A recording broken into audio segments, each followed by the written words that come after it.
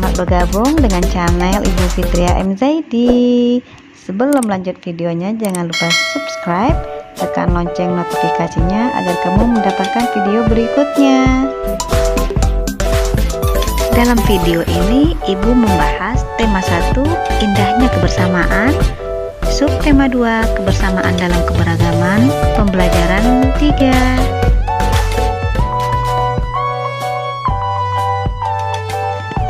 Muatan yang dibahas dalam video ini, yang pertama adalah IPA dengan KD 3.6 menerapkan sifat-sifat bunyi dan keterkaitannya dengan indera pendengaran. KD 4.6 menyajikan laporan hasil percobaan tentang sifat bunyi. Muatan yang kedua, bahasa Indonesia dengan KD 3.1 mencermati gagasan pokok dan gagasan pendukung yang diperoleh dari teks lisan, tulis, atau visual. KD 3.2 mencermati keterhubungan antar gagasan yang didapat dari teks lisan, tulis, atau visual. KD 4.1 menata informasi yang didapat dari teks berdasarkan keterhubungan antar gagasan ke dalam kerangka tulisan. Dan yang terakhir adalah KD 4.2 menyajikan hasil pengamatan tentang keterhubungan antar gagasan ke dalam tulisan.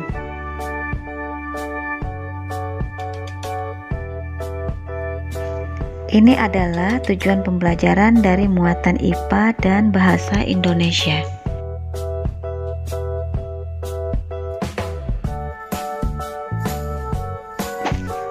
Bekerja sama bisa dilakukan kapan saja.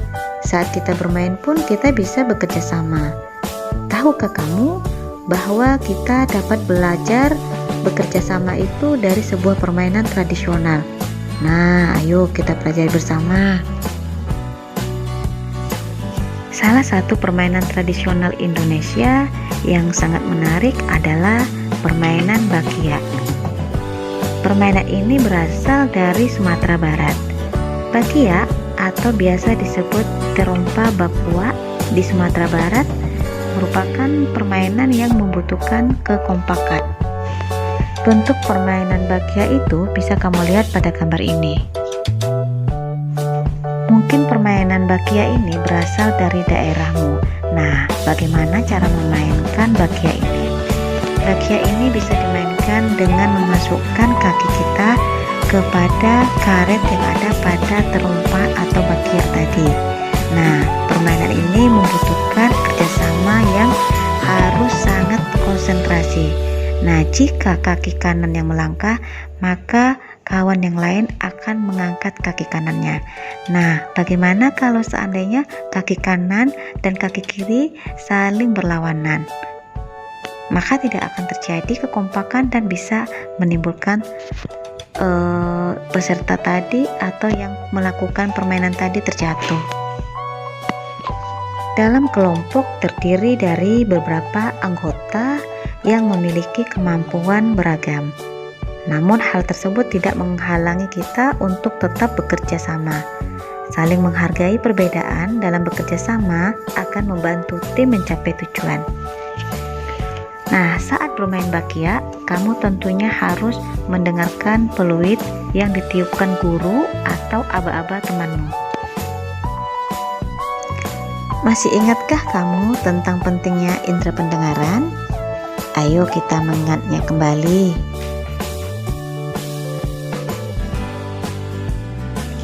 Bagian-bagian telinga.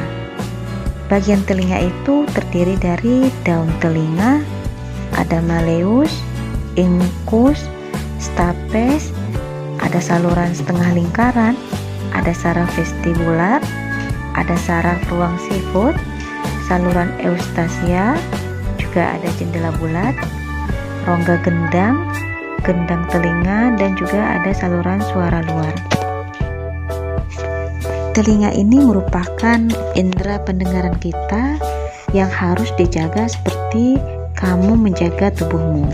Nah, di sini kita bisa menjaga atau memelihara telinga itu dengan cara yang pertama, hentikan kebiasaan mengorek telinga dengan benda yang tajam. Nah, itu tidak bagus. Memasukkan sesuatu yang tajam ke dalam telinga kita itu sangat berbahaya. Jadi kamu jangan lakukan. Yang kedua, jauhkan telinga dari suara yang terlalu keras. Nah, jika kamu mendengar radio atau musik di handphone kamu, itu jangan terlalu keras karena gendang telinga kita akan berakibat kerusakan. Ketiga, cara merawat telinga, hindari penggunaan ear candle. Nah, itu juga sangat berbahaya. Yang keempat juga kamu bisa menjaganya agar selalu kering. Jadi telinga itu tidak boleh basah ya. Kemudian bagaimana caranya lagi memelihara telinga, yaitu dengan melakukan pemeriksaan telinga secara rutin. Kamu bisa melakukannya ke dokter yang sudah terbiasa kamu pergi ke sana. Beragam bunyi berasal dari benda yang bergetar. Getaran dari suatu benda akan mengakibatkan udara di sekitarnya bergetar. Getaran tersebut menimbulkan gelombang bunyi di udara. Benda-benda yang bergetar dan menghasilkan bunyi disebut sumber bunyi. Bunyi kemudian merambat melalui udara dan ditangkap oleh telinga kita. Getaran bunyi mengenai gendang telinga yang berupa selembar kulit tipis. Getaran dari gendang telinga menjadi lebih besar di telinga bagian tengah dan diubah menjadi pesan atau sinyal listrik di telinga bagian dalam. Sinyal tersebut kemudian diteruskan oleh saraf pendengaran menuju otak yang kemudian menerjemahkan jenis dari bunyi tersebut. Kita harus bersyukur pada Tuhan Yang Maha Esa dengan dianugerahkannya indera telinga. Merawat telinga dan menggunakan secara benar adalah bentuk dari rasa syukur tersebut. Di pembelajaran sebelumnya, kamu sudah membaca cerita tentang tong sampah gotong royong. Nah, bacalah sekali lagi cerita tersebut dan tuliskan gagasan pokok dan gagasan pendukungnya. Gagasan pokok pada paragraf pertama terletak pada kalimat yang pertama, yaitu ada yang berbeda setelah senam pagi pada hari Minggu. Sementara gagasan pendukungnya terletak pada kalimat yang kedua, 3, 4, dan 5. Paragraf yang kedua terdiri dari 6 kalimat, di mana gagasan pokoknya itu terletak pada kalimat yang pertama, yaitu pagi hari Pak Made dan keluarganya harus melakukan ibadah pagi terlebih dahulu di pura. Sementara kalimat kedua, 3, 4, 5, dan 6 merupakan gagasan pendukung, yaitu kalimat yang menjelaskan dari kalimat pertama tadi. Untuk paragraf yang ketiga terdiri dari 5 kalimat, di mana kalimat pertamanya adalah kira-kira pukul 10 Pak Made, Dayu, dan keluarganya sudah kembali dari kegiatan ibadah. Nah, kalimat pertama ini merupakan gagasan pokok. Dan kalimat kedua, 3, 4, dan 5 itu merupakan gagasan penjelas karena dia menjelaskan dari kalimat pertama tadi. Demikianlah video pembelajaran dari Ibu Ria, tema 1, indahnya kebersamaan, sub tema 2, kebersamaan dalam keberagaman, pembelajaran yang